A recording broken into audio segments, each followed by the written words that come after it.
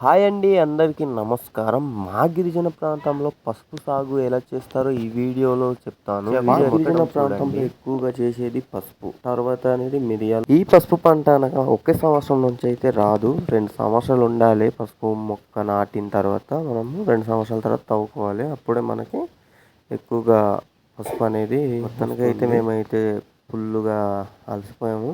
చూడండి, మా తోట అన్నమాట ఇదే.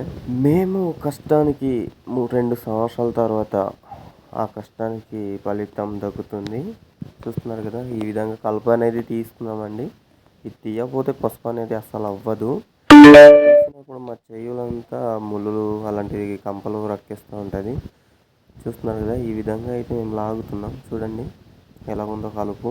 ఈ విధంగా అయితే మేము మొత్తానికి కలుపు తీస్తున్నాం. మొత్తం దొడ్డి అంతా తీయాలి. ఫస్ట్ అయితే దుగ్గుకోవాలి. దుగ్గిన తర్వాత ఈ వర్షానికి కలుపు మొలుస్తుంది కదా, ఆ కలుపు అనేది ఈ విధంగా తీస్తున్నాం. మధ్యలో ఈ పువ్వు అయితే కనిపించింది, చాలా బాగుంది. చూడండి, ఈ విధంగా ఒక గ్యాప్ ఉంది. చూడండి నా చెయ్యి అంతా ఎలా ఉందో, చాలా పాడైపోయింది. గోర్లు అయితే మట్టి ఊరిపోయింది. ఇప్పుడు దాకా చూసారు కదా, ఒక సబ్స్క్రైబ్ చేసుకోండి, ఒక లైక్ చేయండి, ఒక 5 మెంబర్స్ వీడియో షేర్ చేయండి.